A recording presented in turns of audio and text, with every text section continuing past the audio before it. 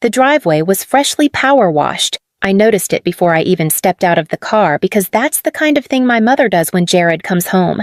I parked behind a luxury SUV that had to be Talia's and sat still for a moment watching the porch light flicker. The house hadn't changed. Same shutters, same wreath on the door, same sinking feeling in my gut. When the door opened, my father Raymond stood in his company's coming sweater. He gave me a brief one-armed hug and said, "Everyone's in the dining room." We waited as long as we could. Inside, the air smelled like roast beef and old expectations.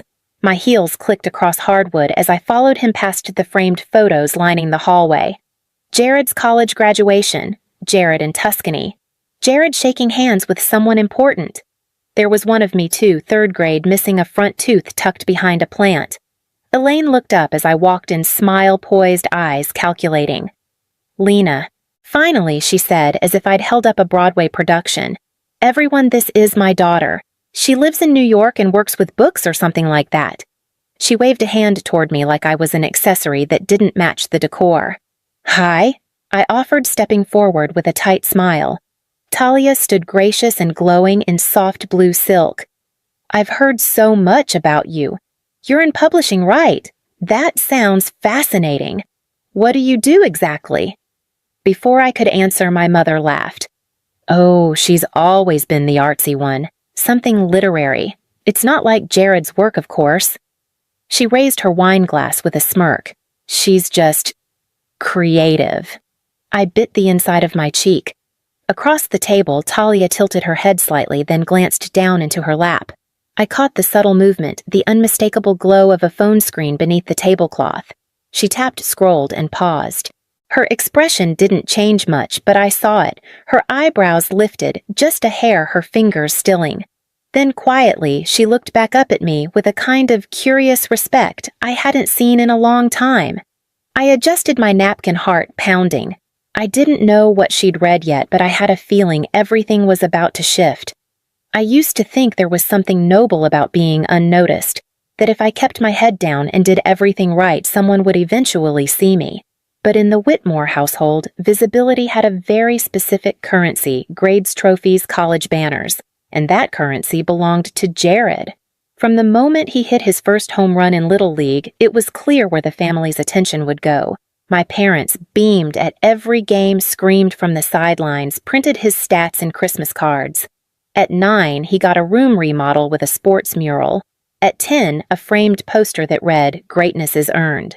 I was 8 when I wrote my first story about a girl who could speak to birds. My teacher gave it an A+ and a gold star with the words, "Brilliant imagination," scrawled across the top. I ran home with it folded neatly in my backpack, heart beating fast. "Mom, look what I wrote," I said, holding the pages out like treasure. She glanced at it, one hand stirring spaghetti sauce. "That's nice, honey. Put it on the counter, okay? We need to leave soon." Jared's playoff game starts at 6. I placed it gently by the sink, expecting she'd read it later. She never did. Days later, I found it still there, stained with a coffee ring and crusted sauce on the corner. No one had turned the page. That moment settled in me like wet cement. When I won a poetry contest in 6th grade, I didn't even bother mentioning it until the ribbon fell out of my backpack at dinner. "You should have told us," Dad said kindly, but he was already turning to ask Jared how tryouts went. I learned not to interrupt momentum. By high school, Jared was the golden boy. Varsity quarterback, debate captain, national merit scholar. My parents came to every event of his with bells on. When I got published in a regional teen magazine, my mother said, "That's sweet, but have you thought about a real career?" I stopped showing them things. I kept my poems in folders under my bed. I clapped at Jared's scholarship ceremony, smiling for the camera, even though I knew my name would never be printed on the program. By the time I graduated, I had perfected the art of disappearing in plain sight, and I carried that skill like armor when I boarded a one-way flight to New York. New York didn't greet me with open arms. It met me with subway delays, overpriced groceries, and a shoebox apartment with paper-thin walls. But even when the noise rattled my sleep and my paycheck barely stretched past Thursday, I felt more visible there than I ever had at home. I enrolled at a small liberal arts college in the Bronx, working shifts at a bookstore and tutoring freshman essays to keep the lights on. On weekends, I handed out flyers for a performance art group in Union Square just to afford Metro cards. I lived on peanut butter borrowed Wi-Fi in the wild hope that maybe, just maybe, my voice could matter. The writing program was rigorous, but I soaked up every critique. I learned how to cut the fat from my sentences, how to find the blood beneath a pretty metaphor. A professor pulled me aside after workshop once and said, "You don't write to be seen, you write because it's how you breathe. Don't stop." I didn't. After graduation, I was accepted into an MFA program in Brooklyn. I got a partial fellowship and picked up night shifts at a diner to cover the rest. It was exhausting and glorious. I wrote on receipt paper between orders. I wrote in laundry rooms and under library lamps and on the fire escape at 3 a.m. My work started appearing in places I'd once only read small literary journals, then bigger ones. A poem got picked up by Plowshares. An essay landed in The Atlantic. A short story about a girl whose family only remembered her birthday when she won an award made its way into a national anthology.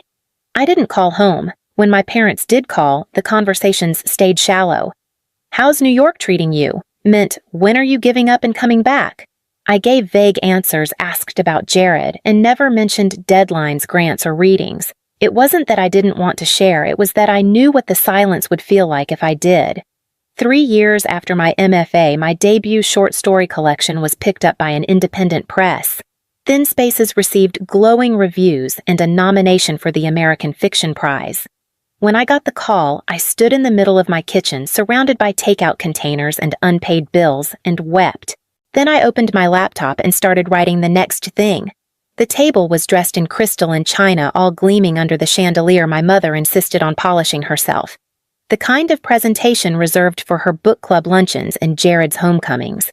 I'd forgotten how stiff everything felt in this house, like the silverware might judge you if you used the wrong fork. Talia sat beside Jared, warm and gracious, filling the space with a kind of quiet charm. She asked me thoughtful questions: where I lived, if I liked New York, what kind of books I worked on. I tried to answer, but Elaine always found a way to steer the conversation back to Jared. "Oh, did you tell them about the new office sweetheart?" she said, reaching across him to refill his wine glass. "Corner view of the city. Very impressive. They're even flying him out to consult on that merger in D.C.? That's amazing," Talia said, genuinely beaming at him. "I'm so proud of you." I smiled politely, sipping from my glass, letting the stem cool my fingertips. So, Lena Talia turned back to me. "Are you working on any new books right now?" I opened my mouth, hopeful. "Actually, she's always had her head in the clouds," Elaine interjected with a light laugh. "One time, we practically had to pry her off the couch because she was glued to a book all summer. But that's Lena. Very creative." She said the word like it was a flaw. Jared shifted in his seat. My father cleared his throat but didn't speak. I set my fork down slowly. "I've actually been working on," Elaine waved her hand. "Not everyone needs to be important, dear. Some people just enjoy their little hobbies." Her smile didn't reach her eyes. "We can't all be making partner at 33. The words landed like glass, cracking beneath the weight of something unspoken. Talia glanced at me, then down at her lap again. I saw the glow of her phone, her fingers moving quietly. A pause. A flick of her thumb. Then stillness. I caught the moment her eyes widened, just a flicker, and then settled into something sharper. Recognition. She looked up slowly, studying me like I was someone new. "Wait," she said, cutting through the hum of conversation. "Sorry to interrupt, but are you that Lena Whitmore?" The table fell silent. Elaine blinked, confused. "What do you mean?" Talia turned her phone so everyone could see the screen. "My photo. My name. A review quote. The author of Thin Spaces," she said, almost breathless. "This is you, isn't it?" Jared leaned over to look. My father set down his knife.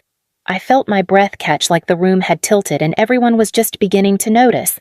I met Talia's eyes and nodded once, quietly, carefully. Jared let out a stunned laugh and said, "Holy shit." Talia's voice was steady, but her eyes gleamed with disbelief as she scrolled. Lena Whitmore, author of Thin Spaces. Winner of the PEN Bingham Prize. Finalist for the National Book Award. Guest lecturer at NYU Columbia, and she glanced up at me, Stanford. The clink of cutlery stopped. Even the flicker of candlelight seemed to hesitate. My mother's laugh came half a beat too late. Oh, well, there are a lot of Lena Whitmores in the world, probably just someone with the same name. Talia turned the phone toward her again. No, this is her. Photo bio interviews. There's even a video of her reading at the 92nd Street Y. Jared leaned over to see. Jesus, he muttered, his face shifting from confusion to something like awe. Why didn't you ever say anything I did? I said quietly, my voice tighter than I meant it to be. More than once. My mother scoffed, folding her napkin. That's ridiculous. We would have remembered something like that. I took a breath, not to calm down, but to stay upright. When I got my first story published in The Atlantic, I called. Dad answered. You said Mom was busy getting ready for Jared's tournament. You told me to send it in the mail. Raymond blinked, face unreadable. I did. You never mentioned it. A year later, when Thin Spaces came out, I sent signed copies. With a note. Elaine looked at me like I'd said something vulgar. That's absurd. We never received. They were still in the guest room. Unopened. I saw them at Christmas. Jared's brow furrowed. Wait, you really sent the book, I thought. I don't know what I thought. You thought I was still the girl with her nose in a notebook, I said. And maybe I still am. But now people read what's in it. There was murmuring from the other end of the table. Jared's fiancé's parents were whispering to each other, one of them clearly Googling on their phone. A distant aunt leaned toward her husband, squinting at the screen. Elaine's smile was frozen now, too taut to hold. You could have been clearer about it, if it mattered that much to you. I looked at her, not angry anymore, just tired. I stopped expecting it to matter. That's the only way I could keep writing. Raymond lowered his head, eyes fixed on his plate. Jared sat back in his chair, arms crossed, studying me like he'd never seen me before. Talia reached across the table, her voice soft. Your book changed the way I think about sisters. I had no idea it was personal. I didn't say anything. I didn't need to, because for the first time I wasn't the one defending the truth. I was simply standing in it, and the silence around me was starting to sound like reckoning. Elaine's jaw was tight, her wine glass untouched now. She looked between me and Talia as if we'd conspired to humiliate her. So you wrote about us, she said sharply. All those stories, those damaged mothers, distant fathers. That's what you've been doing all these years, turning your family into fiction. I held her gaze steady. I wrote about what it feels like to be invisible in the place that was supposed to see me first. If that sounds familiar, maybe you're recognizing yourselves. Across the table, Jared sat straighter. Come on, Mom. That's not fair. Lena's not trying to attack anyone. She's just telling the truth. Elaine's eyes flashed. Don't patronize me, Jared. You don't know what it's like to have your own daughter twist you into some character in a book. I never named you, I said calmly. I didn't have to. The feeling was the story. Raymond opened his mouth, then closed it again. He looked older than he had an hour ago. Jared turned to me. I honestly thought you had it easier, he said, his voice low. No expectations, no pressure. I used to envy that. I blinked, stunned. You envied not being seen. He rubbed the back of his neck. It felt like you had space. I didn't realize that space came with silence. It did, I said. Years of it. Talia placed her hand over mine. You're writing? It made me cry, Lena. Especially the story about the girl who mails her parents invitations they never open. I've thought about it every day since I read it. I just didn't know it was real. Elaine pushed her chair back abruptly. The scrape of it echoed against the floor. Excuse me, she said, voice brittle. I need to check on dessert. She left the room, her posture stiff, not looking at anyone. The conversation paused, then shifted awkwardly as guests tried to fill the void with small talk, but no one was really listening. Jared glanced toward the kitchen, then back at me. She'll come around, he said. Eventually. I wasn't so sure, but I didn't feel the need to follow her or soften the truth. For once, I hadn't bent myself to make others more comfortable. Raymond finally spoke, voice quiet. I didn't know, Lena. I should have asked more, paid more attention. You should have, I said, not cruelly, just plainly. But now you do. He nodded once the lines on his face deepening. In the silence that followed, I realized this was the first time I'd ever seen my father look ashamed. From across the table, Talia leaned in and whispered, "You know, I think they're finally hearing you." And for the first time in a long time, I believed someone meant it. The letter arrived on a Tuesday, tucked inside a pale blue envelope with my father's handwriting slanted neat careful. I stared at it for a while before opening it. Inside was a single page. "Lena, I finished your book. Twice, actually. Once to follow the story and again to listen for your voice in it. I'm sorry it took me so long to hear you. Your writing is beautiful. It matters. And so do you. Love, Dad." I sat with it in my hands, stunned by the quietness of it. No grand gestures, just the truth at last. Jared called that weekend like he had every week since the dinner. Our conversations were still finding their rhythm, some awkward silences, some unspoken guilt, but they were real. He asked questions now, about my work, my deadlines, my next book. Actually, he said that Sunday Talia and I were wondering if you'd do a short reading at the engagement party. Something from your book, just a few minutes. I hesitated, caught between the instinct to shrink and the urge to rise. "I'd love to," I said. When I arrived at the party, the backyard was strung with lights. The tables were dressed in navy and gold. My name card wasn't at the edge this time. It sat at the center table one beside Jared and Talia and across from my parents. Elaine looked up when I approached. Her smile was brief, brittle, but it held. "You look nice," she said, eyes flicking to my dress. "Thanks," I replied, not pushing for more. The seat was cushioned, the air warm. Talia handed me a glass of champagne, her expression soft. "We're glad you're here," she said. And for the first time in a long time, I believed she meant it. I stood at the small podium near the garden path, string lights glowing overhead, a soft breeze carrying the scent of hydrangeas and lemon cake. My hands trembled only slightly as I opened the book and found the marked page. "I want to share a passage," I said, scanning the faces before me, guests from both families, neighbors, old friends. My eyes caught Jared's, then Talia's. Both gave small nods. I began. It was a piece about daughters reclaiming their names, how some names are erased in the margins of family stories, and how writing them back in takes time, courage, and ink no one can wash away. I read slowly, carefully, not performing, just telling the truth in my own rhythm. When I finished, the silence held for a moment longer than I expected. Then soft applause, then louder. A ripple of appreciation. I stepped down, heart-thudding. Talia's mother came up first. "I teach contemporary literature at Crestwell College," she said warmly.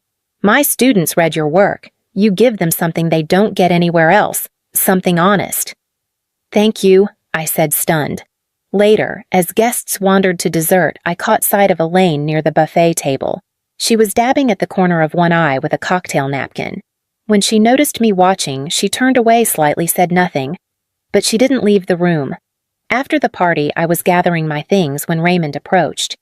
He looked tired but lighter somehow. That piece, he said, voice low, was powerful. "Thanks, Dad."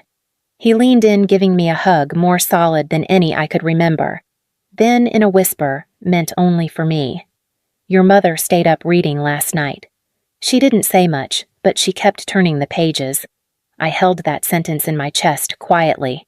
Not a resolution, not a rewrite of the past, but maybe the beginning of a new chapter. Epilogue. The Shelf, back in Brooklyn. The city noise wrapped around me like an old coat, familiar, a little frayed, but still mine. I was sorting through mail when I saw the padded envelope with my mother's handwriting on the label. My breath caught. Inside was a printed photo, slightly grainy, taken from the hallway of my childhood home. It was the living room shelf, the one that used to be reserved for Jared's trophies and framed certificates. Only now my books sat beside them. Thin Spaces, the anthology, even the galley of my upcoming novel. Tucked behind the photo was a short note on floral stationery. "Lena." I didn't understand what I threw away. "I'm reading now, Mom." I didn't cry. I didn't rush to respond. I just stood there for a long moment holding the paper like it was something fragile and strange. Then I walked to my desk and placed the note beside the draft of my next manuscript. It didn't erase the silence or the years it filled, but maybe quietly it was enough to begin again.